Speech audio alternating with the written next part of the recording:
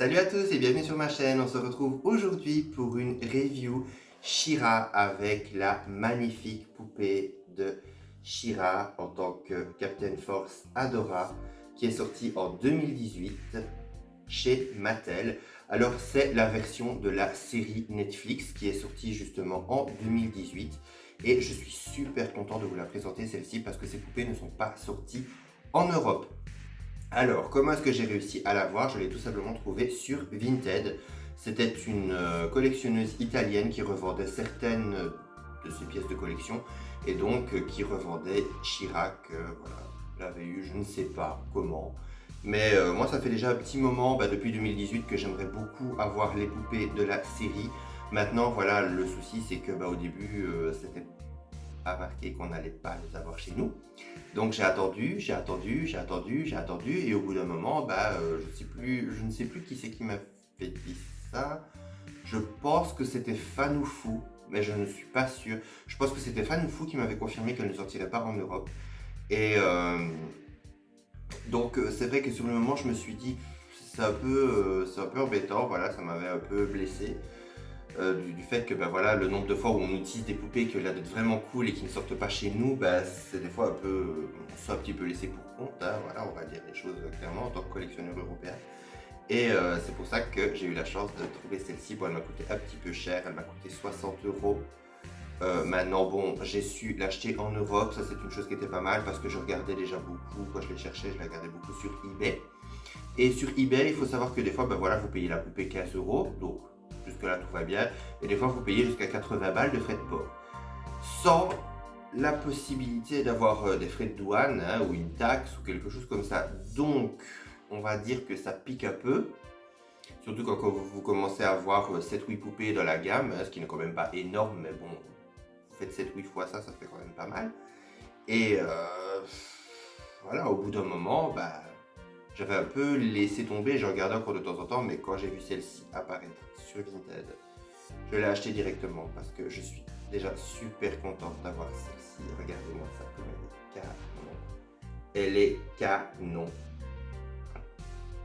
Alors comme d'habitude, on va faire la review en boîte, donc le tour de la boîte et puis unboxing et review hors boîte. Alors j'ai super hâte de la découvrir parce que c'est la première fois que je la vois en vrai, c'est la première fois que je peux la toucher en vrai parce que je ne les ai jamais vues que sur internet. Donc je vous garantis que la découvrir en même temps que vous, ça me fait énormément plaisir.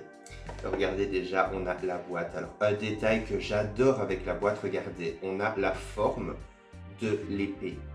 Regardez-moi ça. Et on a les mêmes symboles que sur le bout de l'épée, donc sur la pointe de l'épée. C'est génial, regardez ça. Avec les points, etc. Et juste au-dessus, on a gravé dans le plastique, on a She-Ra. J'adore. Même sur les côtés, regardez, on a l'épée qui est représentée dans le blister, donc qui est sculptée dans le blister, des deux côtés, avec des aspects un peu magiques, un peu comme des rayons magiques. Alors ça déjà pour une gamme Playline, je trouve franchement que waouh, waouh. Là franchement Mattel s'est donné beaucoup de mal et franchement bravo parce que ça donne vraiment envie, même si vous avez envie de la laisser en boîte. Bon moi la boîte est un peu abîmée, mais même si vous avez envie de la laisser en boîte, je trouve que ça a vraiment de la gueule, c'est vraiment super sympa de faire ce genre de détails. Alors ici en dessous, voilà, nous avons, comme je vous l'ai dit, j'ai la boîte qui est un petit peu déchirée ici. Donc voilà. Juste derrière, on a donc ici She-Ra and the Princess of Power. Donc voilà, vous pouvez toujours mettre sur pause et lire, même si c'est en anglais. Et vous avez ici en dessous les dessins, enfin les personnages de la série tels qu'ils sont dans la série, mais pour dire qu'ils existent aussi dans la gamme en tant que poupées. Alors juste en dessous, on a le petit logo Mattel qui est juste là. Et on a le petit logo DreamWorks. Alors ici, je ne voulais pas montrer, mais on a aussi une petite gommette pour nous dire qu'avec, nous avons l'épée du pouvoir. On a aussi un bel artwork ici d'Adora. She-Ra and the Princesses of Power. Force Captain Adora. Donc voilà, on va passer maintenant à l'unboxing et découvrir ensemble cette beauté. Et voici la magnifique Adora déboxée. Alors en tout cas, je peux dire qu'elle est absolument magnifique. Je trouve qu'ils ont vraiment poussé le détail super loin. Par contre, son épée est assez lourde. Donc, je vous la montrerai après, mais c'est juste pour éviter qu'elle tombe pendant la review. Alors on peut voir déjà qu'elle est super ressemblante au niveau du visage. J'adore son visage, donc il est super bien réalisé. Il ressemble très bien à celui du personnage de la série. Alors on a également sa coiffure comme dans la série, donc avec l'espèce de petite mèche un peu plus gonflée ici sur le devant. Alors ses cheveux sont, ça a l'air d'être du poly. Alors, ça a l'air d'être du polypropylène, mais bon, ils sont ici un petit peu en format, enfin en forme de boîte. Parce que voilà, ils ont pris un peu la forme de la boîte. Mais voilà, je pense qu'à force, ils vont trouver leur forme et voilà, ce sera vraiment très bien. Alors on peut voir qu'elle a une espèce de double queue de cheval, ici, avec la petite mèche qui est un petit peu plus bombée. Et puis en dessous, on a une queue de cheval assez classique, assez haute. Voilà. Alors on peut voir qu'elle a sa veste qui est en faux cuir. Alors je trouve qu'elle est très bien détaillée. On a même les petites ouvertures ici au niveau des bras. Du haut des bras, je trouve que c'est vraiment beau. On a quand même toute la partie rouge ici qui est en faux cuir et les parties blanches sont en tissu un peu plus fin. Elle a également sa ceinture avec le symbole de la Horde. Donc on retrouve Adora ici vraiment comme elle est au début de la série quand elle trouve l'épée. Elle a également un pantalon gris qui est en matière assez douce et assez lisse. Et elle a sa paire de bottes qui est, je trouve, vraiment bien réalisée. Elle a même des petits symboles au niveau des semelles. Alors pour ce qui est des articulations, elle est articulée au niveau de la tête, au niveau des épaules, au niveau des coudes, au niveau des poignets, au niveau des jambes et au niveau des genoux. Alors elle est quand même assez bien articulée et au moins ce qui est bien c'est que je trouve que la poupée est simple mais elle a quand même quelques trucs assez spécifiques comme ça, sa veste en faux cuir, etc. Je trouve que ça fait quand même un bel effet. Vraiment, elle est vraiment jolie. Alors pour ce qui est de son épée, on a une magnifique épée, regardez-moi ça. Je trouve qu'elle est super bien détaillée, elle est magnifique. Alors elle a la lame qui est translucide, j'adore. Et on a également la petite pierre précieuse ici au niveau du manche qui est connectée avec celle de derrière. Donc voilà, quand vous faites un effet de lumière, on voit tout à travers. Alors pour ce qui est du manche, on peut voir qu'il est super bien détaillé aussi. Et ce que j'aime bien, c'est qu'il n'y a rien qui bave. Il n'y a rien qui bave, il n'y a rien qui... on n'a pas du doré qui va sur la lame ou sur la pierre précieuse. Tout est bien propre. Donc je trouve vraiment que Mattel a fait du très très beau travail. Même au niveau de la boîte, comme je vous l'ai dit, le fait qu'on ait des symboles sur le blister, etc. Ça me rappelle beaucoup certaines gammes Playline qu'on avait dans les 90s au tout début 2000, vraiment quand Mattel faisait vraiment beaucoup d'efforts par rapport à certaines gammes. Voilà, ça me fait énormément plaisir. Je trouve qu'on retrouve vraiment, ça rajoute un peu de magie en plus.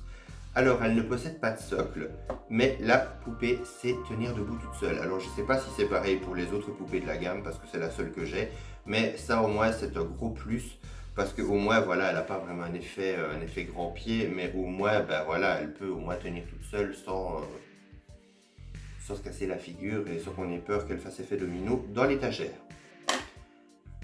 Alors voilà, on arrive déjà à la fin de la review. Alors pour ma part, j'adore cette poupée, je suis super content de la voir, surtout que voilà, c'est une série que j'ai beaucoup aimée. Je vous l'ai dit il n'y a pas très longtemps dans ma review de Evelyne justement, enfin de Démonia, des Maîtres de l'Univers. J'adore l'univers des Maîtres de l'Univers, de She-Ra, etc. Et c'est vrai que quand ils ont fait la nouvelle version 2018, j'ai beaucoup aimé. C'est vraiment une série que j'ai beaucoup aimé, que j'ai trouvé très sympa. J'ai adoré les esthétiques de la planète, des décors, etc. Je trouvais que c'était vraiment génial. Pour ma part, comme je l'ai toujours dit, autant j'adorais She-Ra, autant la chose qui m'a un peu dérangé dans la série, c'était le fait que je trouvais que dans la série originale de She-Ra, les personnages étaient très beaux, voilà, que ce soit She-Ra ou quoi. Donc voilà, She-Ra est restée globalement pareil, ça ne m'a pas trop choqué. Maintenant, c'est vrai que d'autres personnages, je trouve qu'il y a eu un petit peu, c'est un peu la mode, on va casser le côté le côté féminin, voire un peu trop genré de certains personnages. Et ça, c'est un truc qui m'a un peu dérangé. C'était vraiment la grosse mode qu'on voulait casser vraiment le côté trop genré de certains personnages, que certains personnages faisaient trop femmes. Et ça m'a gêné parce que voilà, au tout début, quand on est habitué par exemple à Satya dans la version des 80s, Satya elle est très belle et quand j'ai vu Satya la première fois avec son esthétique de la série, je me suis dit, hmm, autant la poupée je la trouvais super mignonne, mais autant Satya dans sa première version, après quand elle prend un peu de l'âge et qu'elle a son deuxième style, je l'aimais beaucoup plus, puis bon, je m'y étais habitué. Mais c'est vrai qu'au début, je trouvais que des fois, surtout dans les mouvements, des fois je trouvais que proportionnellement, elle n'était pas toujours très bien proportionnée. Des fois, je trouvais que c'était un petit peu, enfin, c'était pas terrible au niveau de son esthétique, on va dire, même si j'adorais le personnage en tant que personnage et que voilà, niveau personnalité, elle était toujours géniale. Mais c'est vrai que voilà, des fois je trouvais qu'elle n'était pas toujours très bien mise en valeur. Pareil un peu pour Frosta, j'étais pas trop fan de Frosta et je n'aimais pas trop le côté non plus de Sirena. Transformer Sirena, qui était super belle, une super belle sirène, etc., en une fille qu'on a l'impression qu'elle fait la gueule H24. Des fois, je n'aimais pas trop le côté de... Je trouvais que ça cassait un peu trop le côté des 80s. Je suis d'accord qu'il fallait l'actualiser, mais je trouvais que certains personnages étaient beaucoup moins attachants. Enfin, en tout cas, pour ma part. Maintenant, je trouvais que le scénario était vraiment génial. Je trouvais que l'histoire en elle-même était vraiment géniale. L'histoire entre Shira et Catra était vraiment géniale. Enfin, voilà, c'est une série que j'ai adorée. Même Scorpia est un de mes personnages préférés. Je la trouvais mais ultra attachante. Mais voilà, il y avait des choses au début qui m'ont un petit peu dérangé. Maintenant, ça reste une excellente série et j'ai trouvé que les poupées qu'on a fait pour la série étaient vraiment géniales. Mais voilà, Satya dont je parlais justement, la poupée, elle est assez dure à trouver, malheureusement. Tout comme Catra. Catra, c'est une cata pour la trouver. Une véritable horreur. Elle est devenue super rare et elle a pris beaucoup de cotes au niveau prix. Maintenant, si vous arrivez à la trouver en dessous de 400 balles, vous avez de la chance. Oui, on en est à ce stade-là. Mais franchement, les poupées sont absolument magnifiques. Aussi, le pack de la Comic Con avec Shira et Tenebra. Franchement, ce pack, il est magnifique. Maintenant, il a pris en cote aussi. Voilà. Donc, j'espère pouvoir vous les présenter un jour sur ma chaîne. En tout cas, je suis déjà super content d'avoir Adora, même si c'est la seule que j'ai pour le moment. Je suis déjà tellement content de l'avoir et tellement content de pouvoir l'ajouter à ma collection. Donc n'hésitez pas à me mettre un commentaire pour me dire ce que vous en avez pensé, si vous avez réussi à choper les poupées de Shira quand elles sont sorties, si vous les avez pris sur eBay, etc. Voilà, racontez-moi tout en commentaire, je serais très curieux de savoir. N'hésitez pas à me parler de la série aussi, me dire ce que vous avez pensé de la série. N'oubliez pas le petit like, ça me fait toujours plaisir. On se retrouve à très bientôt pour une prochaine vidéo et d'ici là, prenez soin de vous. Bye!